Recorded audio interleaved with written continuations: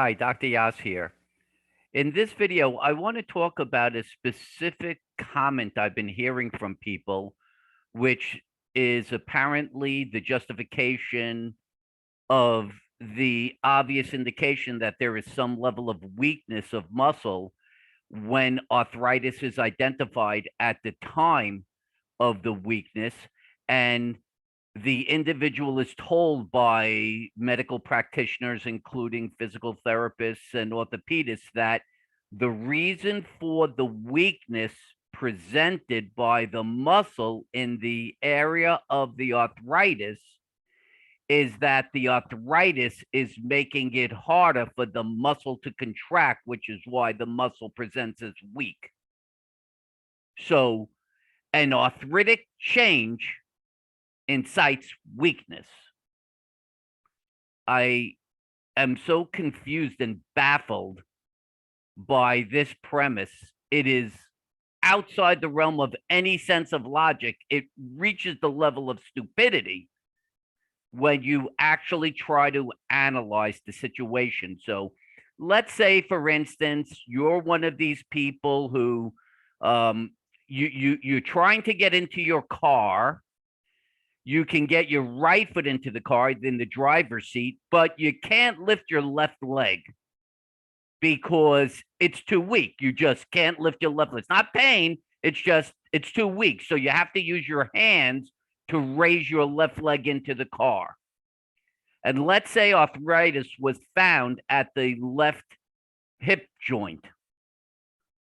This person will be told the reason they can't lift their leg from the weakness presented is because the arthritis in the hip joint is preventing the muscle from working properly. So let's break down a couple of concepts here.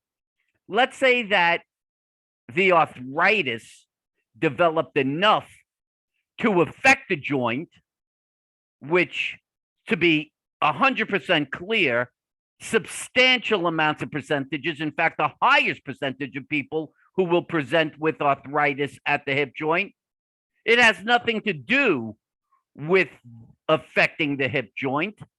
It simply exists as an independent variable. You'll live and die with arthritis at the hip region.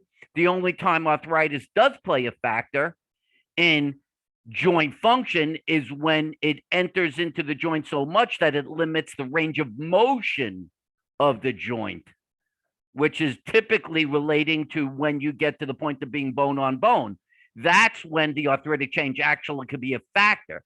So it limits range of motion because there's no more joint space to allow the joint surfaces to move in a way for you to create active motion. So the arthritis can only affect range of motion. So let's take our situation here.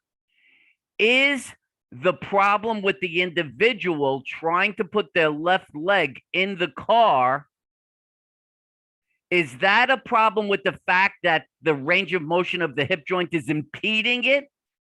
No, because clearly the person, upon using their hands, can lift the leg in the proper motion necessary to put the leg in the car, right? They can't do it actively with the left leg, but they could do it quite easily by lifting the leg and putting it in the car with their hands. So the presentation of arthritis isn't a factor. Let's say that it was a factor. Let's say that it impeded range of motion, as an excessive amount of arthritis could, which is 1% of all the cases of people found arthritis, who have arthritis. The rest of people, the 99%, that arthritis had nothing to do with anything, and it simply exists. So any discussion of that is ridiculous. It has nothing to do with any ability of muscle to contract, right? But let's say we're in this situation where you did reach the point of bone on bone, that it is affecting your range of motion. Well, it wouldn't matter whether you try to put your leg in the car or whether you try to use your hands. If the arthritis was limiting the capacity to put the leg in the car, it would affect the range of motion available to put it in. So whether the person tries to lift the leg by using the leg muscles or whether they use their hands, it would be stuck. You wouldn't be able to raise the leg and put it in the car if arthritis was a factor. The fact that the person can actually lift their leg and place it in the car without any limit in range of motion tells you who gives a shit how much arthritis is found. It has no factor in being able to place that leg in the car. As for the weakness, clearly it's simply particular muscles aren't strong enough to lift the leg. So for any person in the medical field to say an arthritic change is causing weakness of a muscle is misleading people. It is disgraceful. It's illogical. Makes no sense whatsoever.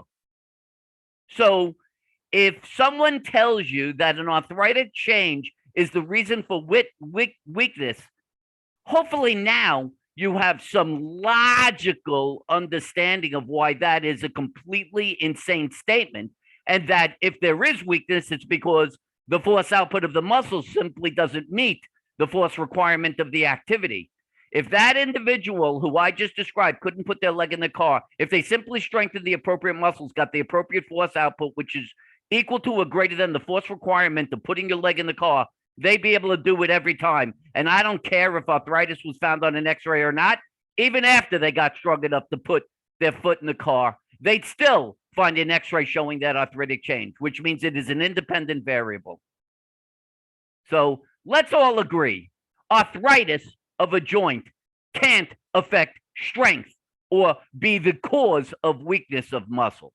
All right? Hopefully, if you see this video and it helps you to understand your situation, please give a thumbs up.